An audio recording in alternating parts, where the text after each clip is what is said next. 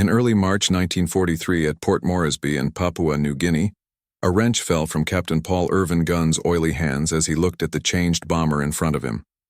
Inside that plane was something that shouldn't be there, something that broke every rule in the U.S. Army Air Force's handbook, and something his boss had not given permission for. Before we continue, show your support by subscribing and letting me know where you're watching from. 8 front-facing 50-caliber machine guns stuck out from where a bombardier's glass nose should have been. The B-25 Mitchell medium bomber, built for high-altitude precision bombing, had been changed into something completely new. A ship killer, a trade ship wrecker, an illegal project that would either save the war in the Pacific or get Gunn a court-martial. What Gunn and everyone else didn't know was that this unapproved change, born from hopelessness and private anger, would lead to the most crushing loss the Japanese Navy would face in the whole Pacific War. The math for an Allied win in the Southwest Pacific was being figured out, not in battle plans from Washington, but in welding shops and repair hangars by a 43-year-old independent thinker who was fighting his own personal war. The path to this point started 2 years before on December 8, 1941, Manila time. Paul Irvin Gunn, not yet known as Papi to anyone, stood at Nichols Field watching Japanese bombers systematically destroy the American Air Forces in the Philippines. As the manager of the new Philippine Airlines, he was in charge of 4 Beech-18 civilian planes. In just hours, Major General Louis Brereton would take over those planes and make Gunn a captain in the Army Air Corps.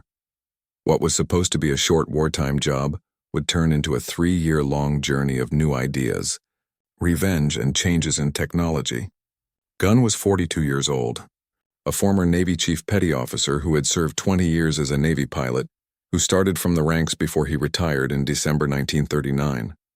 He had learned to fly in the 1920s, had served with the famous Top Hatters Fighter Squadron, and had taught at Pensacola Naval Air Station. He knew planes inside and out, not from books but from 20 years of working on them, flying them, and sometimes crashing them. But on that December morning, technical skill didn't matter. Gunn had a more pressing problem. His wife, Clara Louise, called Polly by all who knew her, and their 4 kids were in Manila as Japanese armies moved in.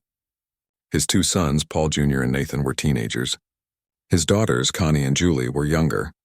The family lived in Manila while Gunn managed the airline, a nice life abroad that had disappeared in one night. In the messy weeks that came after, Gunn flew spy and transport flights over the falling-apart Philippine defenses. He dodged Japanese fighters, survived being shot down in the jungle, walked back to safety, and right away got into another plane. On one flight, he received a Distinguished Flying Cross for flying an unarmed transport plane into Bataan to bring medical supplies to trapped American soldiers, flying through Japanese-held airspace with only skill and boldness, but he couldn't get to his family. On Christmas Eve 1941, Gunn got orders to move key people to Australia. He took out all his military pay, borrowed all the money he could from other officers, and got ready to bring his family to safety. But the Japanese moved too fast. His family couldn't get to the airfield in time. Gunn had to decide between leaving them or not following orders.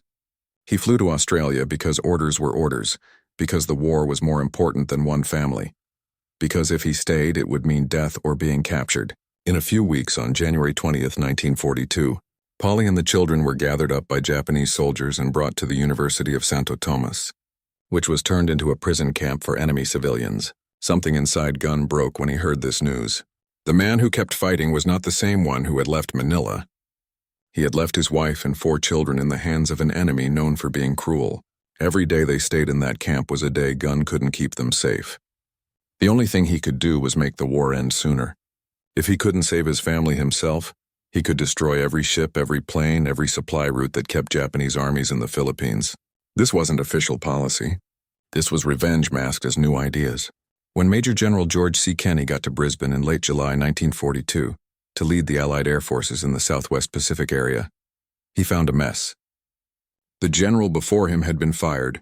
Spirits were low. Equipment was not good enough.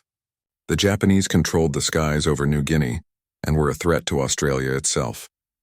General Douglas MacArthur, the area commander, had no faith in his air forces and made his feelings very clear. Kenney was 53 years old, a World War I fighter pilot with 2 confirmed kills and a Silver Star.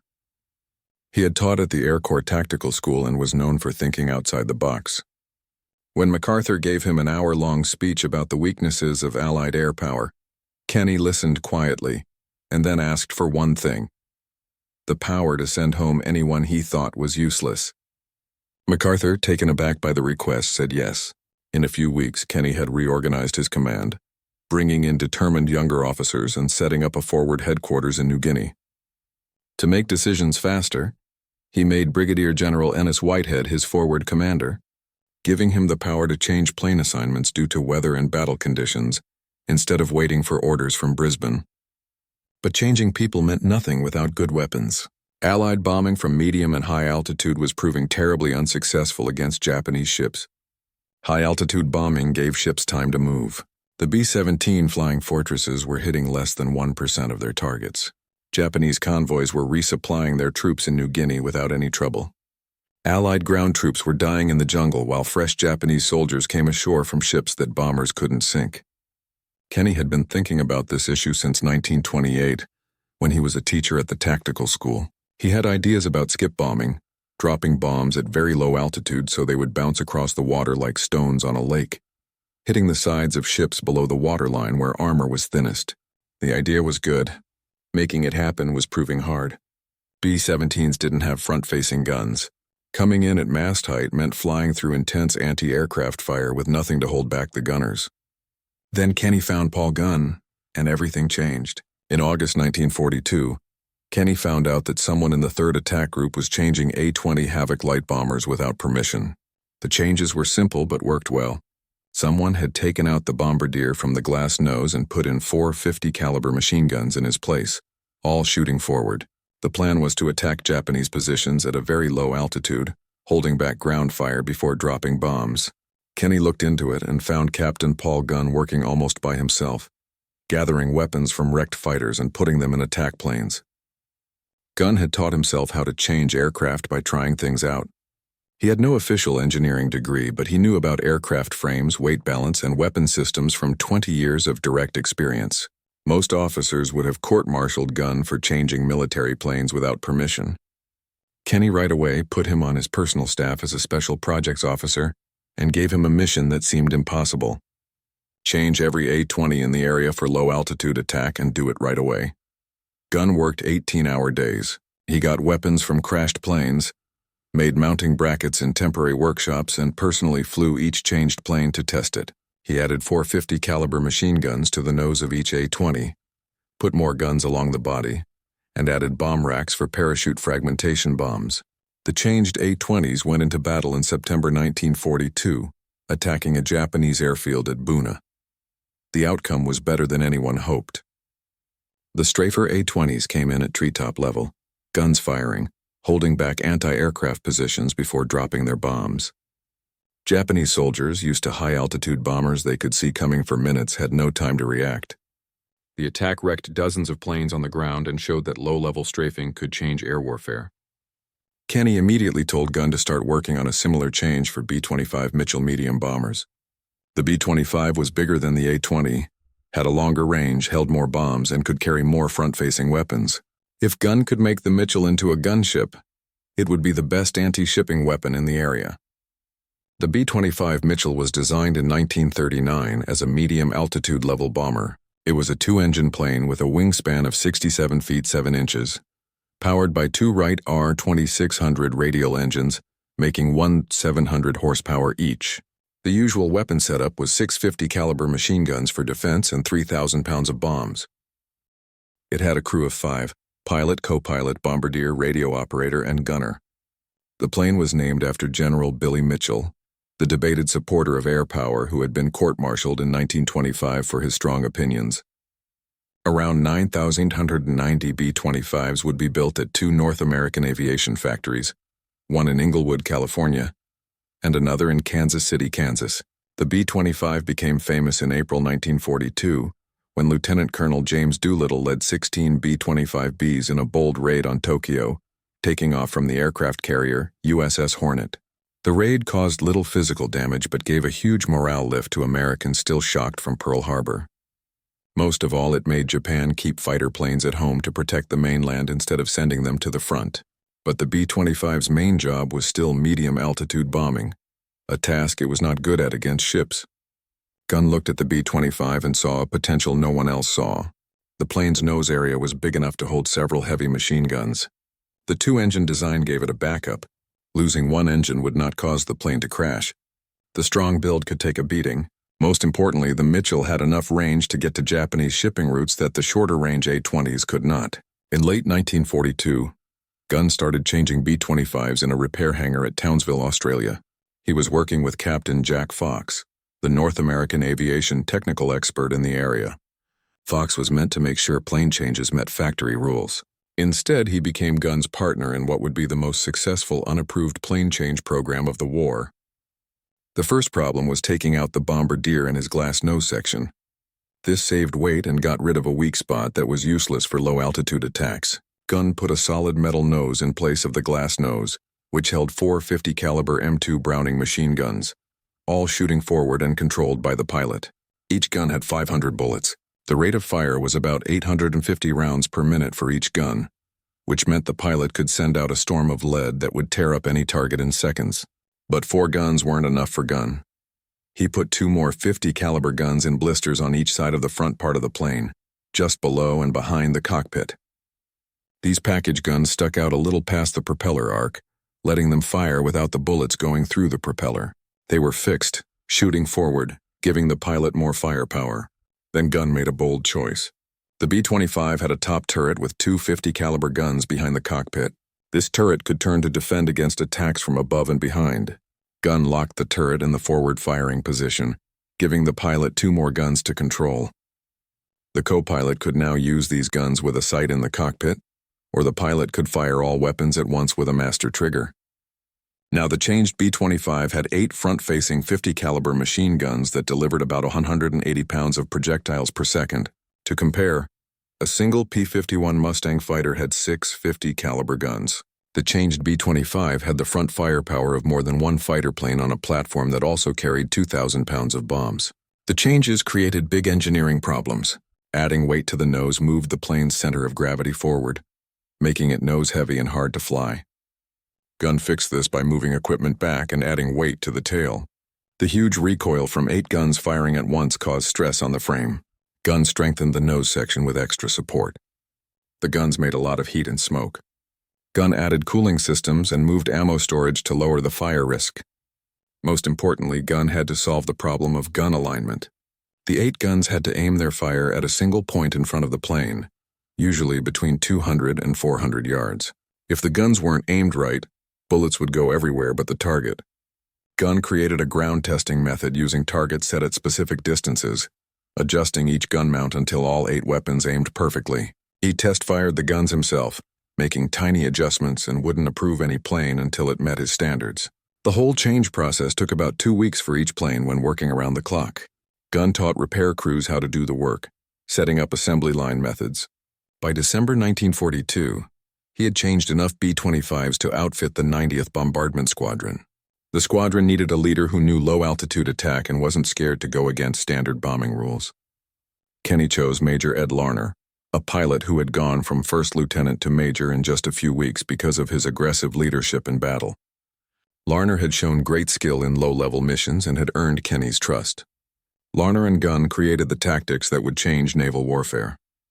The changed B-25s would fly toward Japanese ships at a very low altitude, sometimes as low as 50 feet above the water, flying at top speed, around 300 miles at this height and speed. They were almost impossible for ship gunners to hit. The closing speed was too quick for manual aiming, and the planes were gone before gunners could adjust. As the B-25s got closer, pilots would start firing with all 8 front guns from about 1,000 yards away, guiding the fire into the target ship. The stream of 50 caliber bullets would sweep the decks, killing or holding back anti-aircraft gunners, wrecking gun positions, tearing up superstructures, and causing chaos.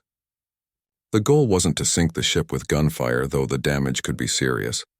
The goal was to silence the ship's defenses and create fear among the crew. Then came the bombs, from about 200 to 400 yards away, flying at the lowest safe height. The pilot would drop a bomb with a 4 to 5 second delayed fuse. The bomb would leave the plane going 300 mph, hit the water and skip across the surface. The bomb would bounce once, maybe twice, then hit the side of the ship at or below the waterline. The delayed fuse made sure the bomb didn't blow up on contact. Instead, it would go through the hull, sink a little below the surface, and then explode. The explosion happened in the weakest part of the ship, below the armor belt where hulls were thinnest. The blast was made stronger by the non-compressibility of water, which sent shock waves with destructive force.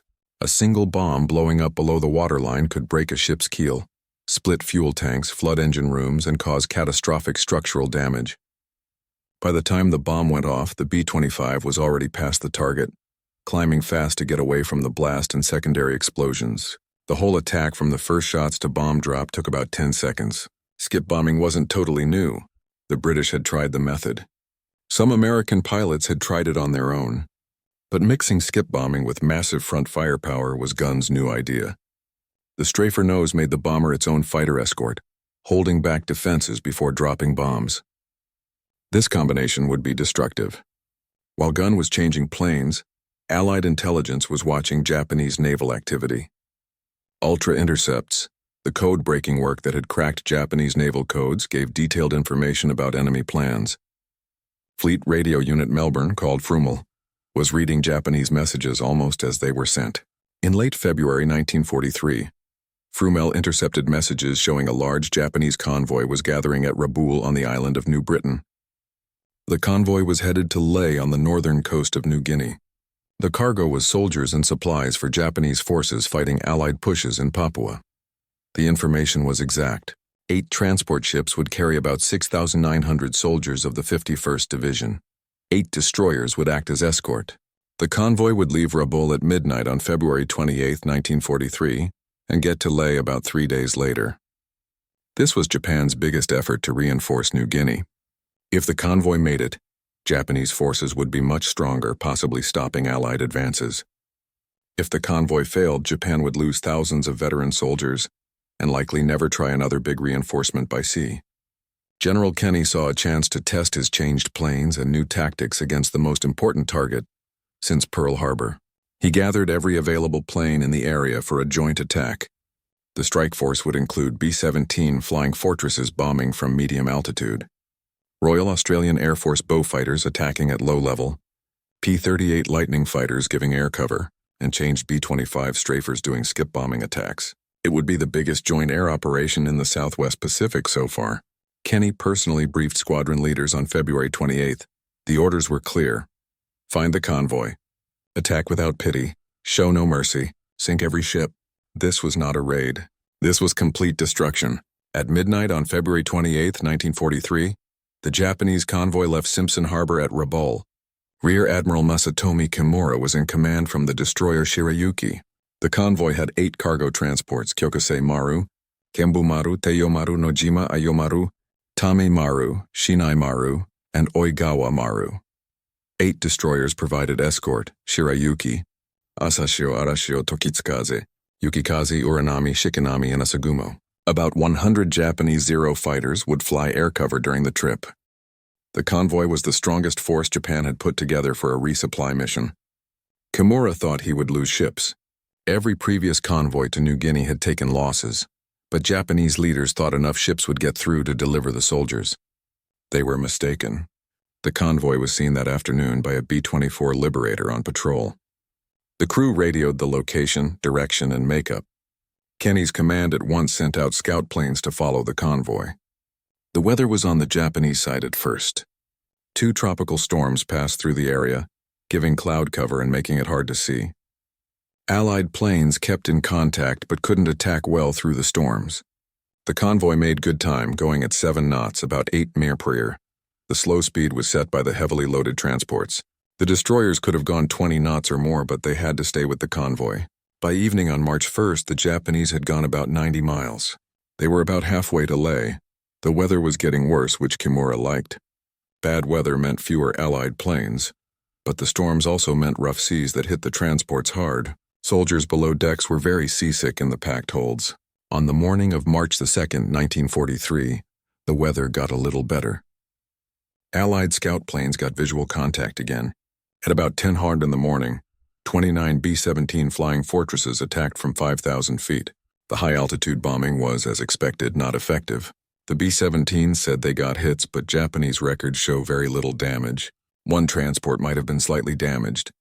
The attack did one thing.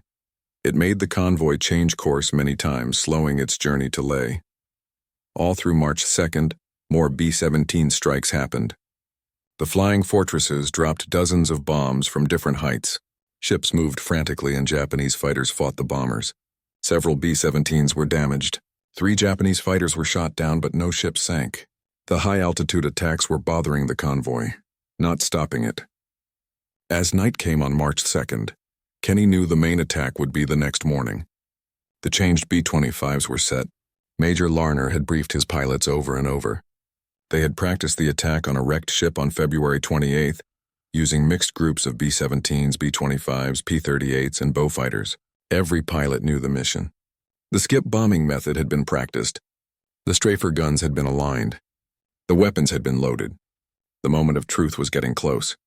At sunrise on March 3rd, 1943, the weather was ideal for an air attack. Clear skies, good visibility, calm seas. Rear Admiral Kimura must have had a bad feeling. His convoy was about 30 miles from Leh, close enough that land-based anti-aircraft guns could give some help, but still open to air attack. The Allied strike force met at Cape Ward Hunt on the northern coast of Papua. About 90 Allied planes gathered on the Japanese convoy, including B-17 flying fortresses, changed B-25 strafers, Royal Australian Air Force Beaufighters, and P-38 Lightning fighters for escort. Several waves would attack from different directions all day. The attack started at about 10 in the morning. The B-17s hit first from medium altitude, creating a distraction and making ships move. Then the low-altitude planes came.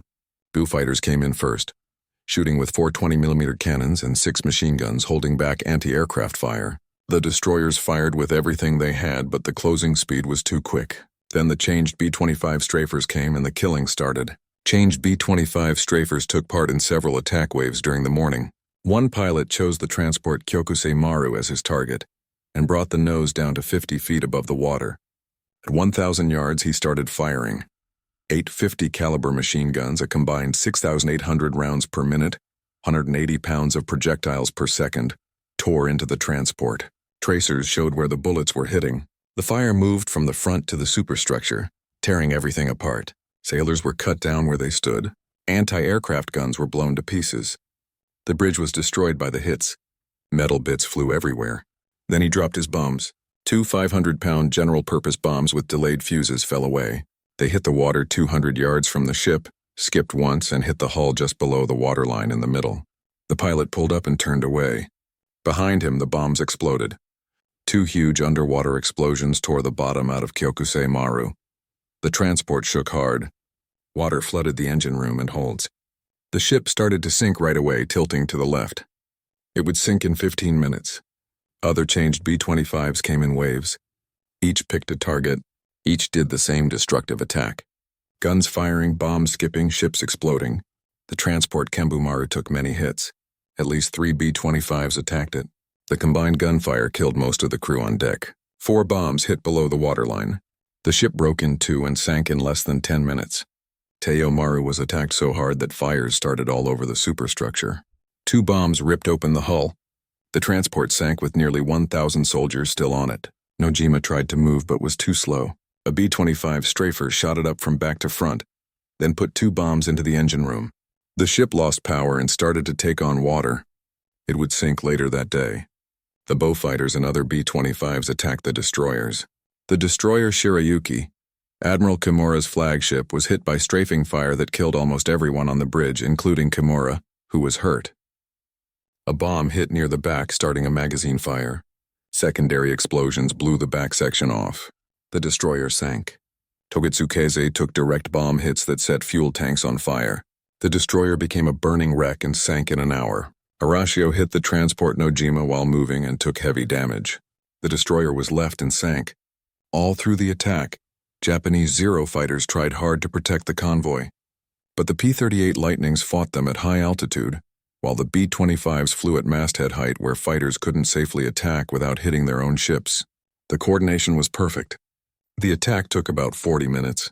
When the Allied planes left to rearm and refuel, The scene was one of total destruction.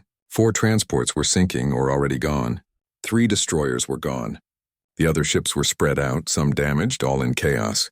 Hundreds of Japanese soldiers and sailors were in the water. Bodies floated in the wreckage. Oil slicks were on fire. That afternoon, Allied planes came back for more attacks. Changed B-25s found the surviving ships slowly heading to Leh. The attacks were systematic and without pity.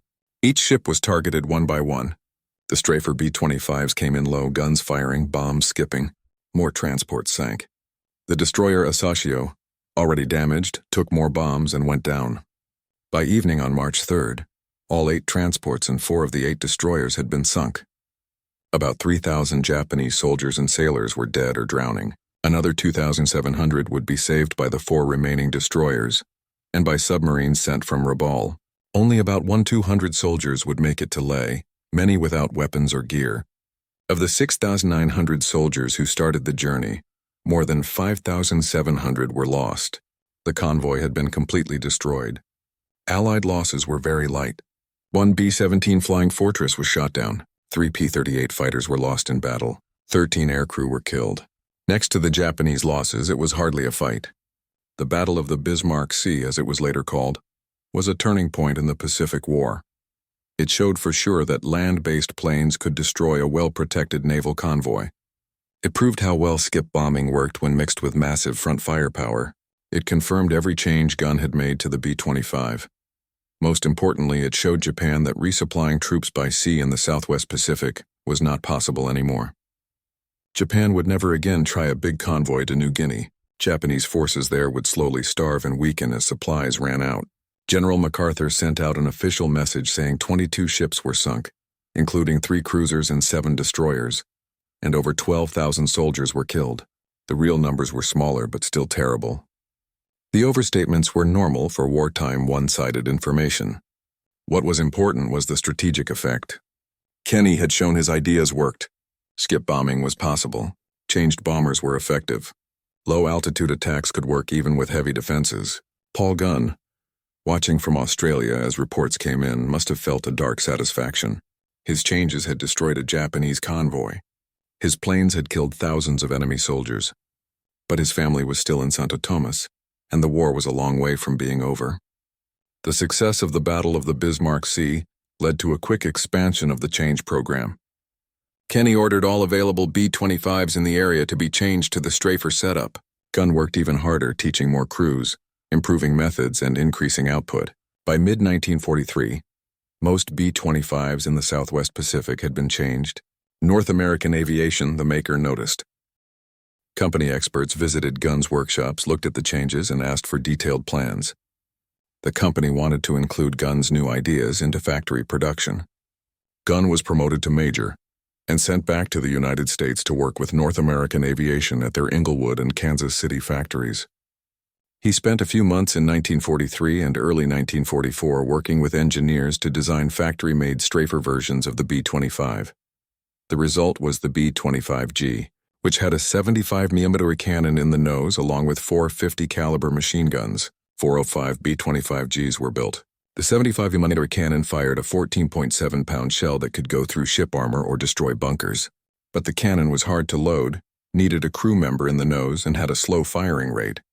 Gunn personally tested the B-25G in combat, leading a raid with the 3rd Attack Group against a Japanese destroyer.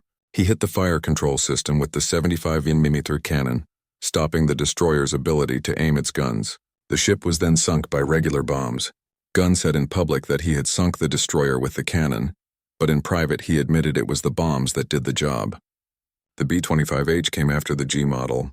1,000 B-25Hs were built with the 75mm cannon and 14 50 caliber machine guns in different places. The H model moved the top turret forward and got rid of the co-pilot's seat to save weight, with the navigator loading the cannon. The massive firepower had a downside. The B-25H was nose-heavy and hard to fly. Wright Field, the Army Air Force's Development Center, sent Gunn a message saying the change was unsafe and planes should be grounded until the center of gravity problem was fixed. The story goes that Gunn replied, "Put center of gravity in storage for the duration. We have a war to fight." The story might be untrue, but it perfectly showed Gunn's attitude. Technical perfection was less important than combat results. The pilots learned to handle the flying problems. The final production model, the B-25J, went back to a standard bombardier nose on some planes while keeping the strafer nose on others. 318 B-25Js were built, making it the most produced model. Some B-25Js had 8 front-facing guns in the nose, 4 guns in side blisters, 2 guns in the top turret, and 4 guns in waist spots. The total weapons could be up to 1850 caliber machine guns, the most heavily armed bomber of World War II. The firepower was not needed in most cases, but it scared enemy forces. Japanese soldiers learned to fear the sound of Mitchell engines. The unique roar meant death was coming. Through 1943 and 1944, changed B-25s wrecked Japanese targets all over the Pacific. In August 1943, B-25 strafers attacked Japanese airfields at Wewak in New Guinea. The raids destroyed 174 planes on the ground, breaking the strength of Japanese air power in the area. The Wewak raids were possible because Gunn had fixed another problem: range. B-25s had enough range for most missions, but Wewak was at the edge. Gunn created a method using extra fuel tanks carried in the bomb bay. Once the fuel was used, the tanks were dropped through an open hole in the floor. The system was basic, with fuel smells filling the plane and a breeze blowing through, but it added several hundred miles to the range. The Wewak raids ended Japanese air control over New Guinea and let Allied ground forces move forward with little air opposition. In November 1943, B-25 strafers attacked Rabaul Harbor in one of the war's most amazing raids. Major Raymond Jacques Hennebrey led 38 B-25s against ships in the heavily protected harbor. The attack happened at mast height, with P-38s giving top cover and phosphorus bombs making smoke screens. Of 38 ships in the harbor, 30 were directly hit. 1 heavy cruiser, 3 destroyers, and many transports and support ships were sunk or damaged. The raid crippled Rabaul as a forward base and showed that even the strongest Japanese positions could be hit by changed B-25s.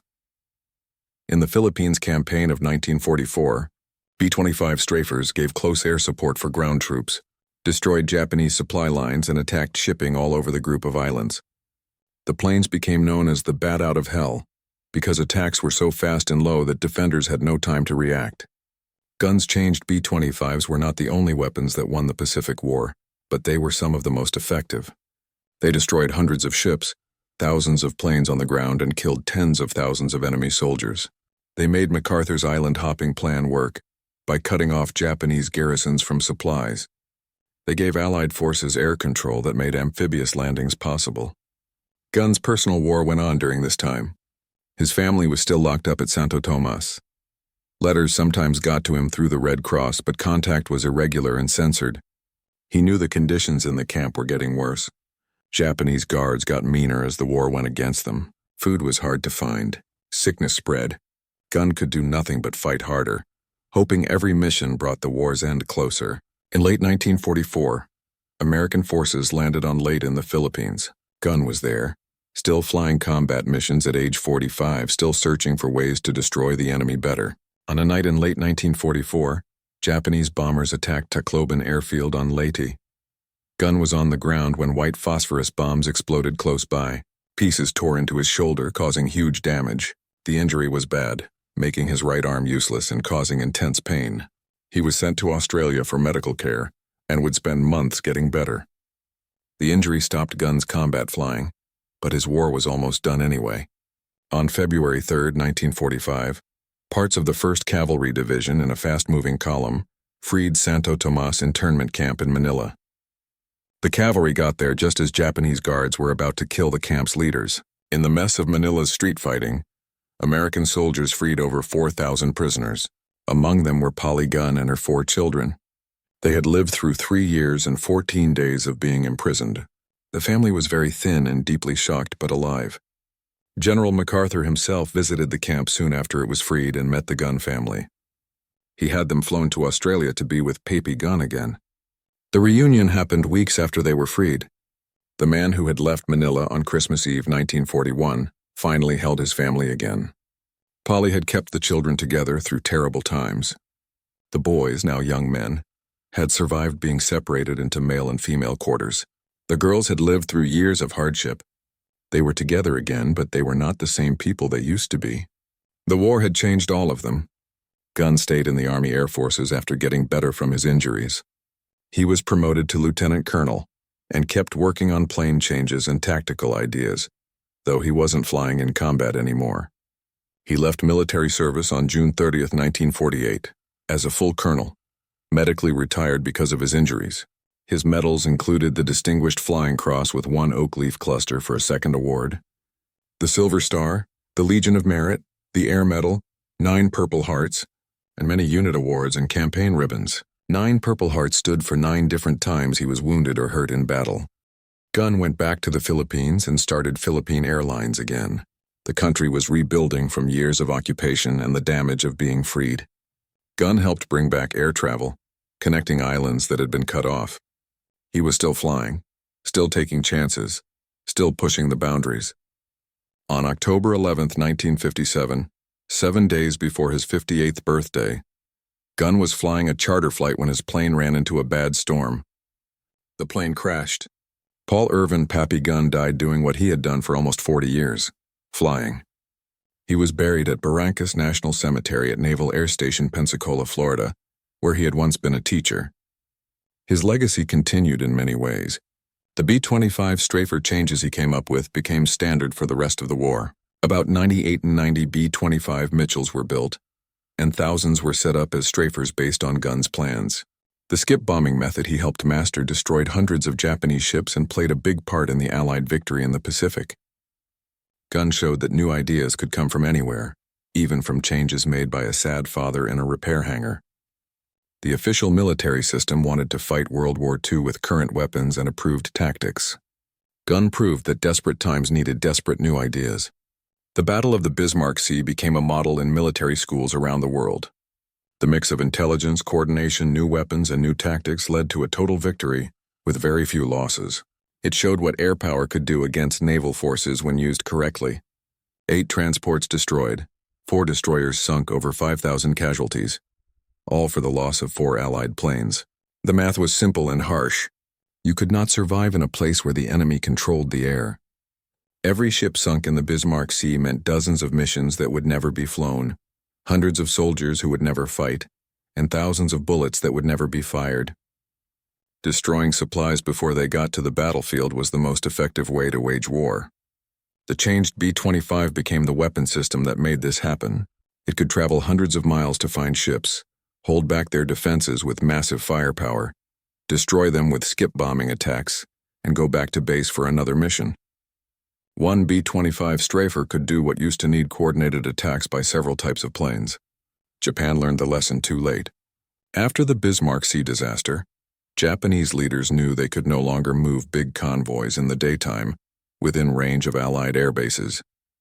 They changed to moving at night, used submarines for important supplies, and relied more on barge traffic that could hide in coastal waters during the day. These steps lessened but didn't stop the losses. B-25 strafers hunted barges with the same skill they hunted ships. Night-flying B-25s with radar found convoys in the dark. There was no safe time, no safe way, no safe place for Japanese logistics in the Southwest Pacific. The chokehold got tighter month by month until Japanese garrisons were basically cut off.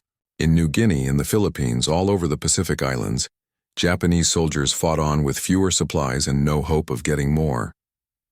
They were brave, tough, and fated to lose. Air control, won by weapons like the changed B-25, made their bravery pointless. By 1945, the changed B-25 was the main anti-shipping weapon in the Pacific. The plane changed with the B-25G, H, and J models having heavier weapons, but the basic idea was still Gunn's original one. A medium bomber turned into a flying gun platform that could hold back defenses and make destructive attacks at the lowest altitude. When the war finished in August 1945, changed B-25s were still flying combat missions. They were among the planes that escorted the Japanese surrender group from Japan to Manila in mid-August. It was fitting that the plane that had done so much to beat Japan would see its surrender. After the war, studies by both American and Japanese historians confirmed how important Gunn's new ideas were. Japanese naval officers said that after the Battle of the Bismarck Sea, they knew they couldn't safely move in waters within range of Allied air bases. The psychological effect was as important as the physical damage. Convoy leaders knew that low-flying bombers could show up without warning and destroy whole groups before defenses could react. Changed B-25s had created a new kind of warfare where medium bombers hunted ships as well as submarines, and with the firepower of cruisers, the effects went beyond the Pacific War. Post-war air forces all over the world studied the lessons of skip bombing and front-facing weapons. The idea of the gunship, a plane made mainly for gun attacks instead of bombing, became standard in many air forces. The AC-47, AC-119, and AC-130 gunships used in Vietnam and later wars were conceptually related to guns changed B-25s. Of the 9,890 B-25s built during World War II, over 100 are still around today, mostly in the United States. Many are kept in flying shape, showing up at air shows where people are amazed at their size, sound, and history. The unique roar of Wright R-2600 engines is hard to forget. The sight of a B-25 banking low over an airfield, like they did over Japanese ships, reminds people of what these planes did. Several flying B-25s are set up as strafers with front-facing guns in the nose. When these guns are fired in shows using blank bullets, the sound is deafening. The muzzle flash can be seen. The plane shakes from the recoil. Watching a B-25 strafer show gives people a small idea of what Japanese sailors felt in the last seconds before their ships were wrecked. Museums around the world have B-25s in different setups. The National Museum of the United States Air Force in Dayton, Ohio, has several examples. The National Naval Aviation Museum in Pensacola, Florida, where Gunn once taught, has a B-25. The Smithsonian National Air and Space Museum keeps the history. Each plane tells the story of new ideas, desperation, and victory.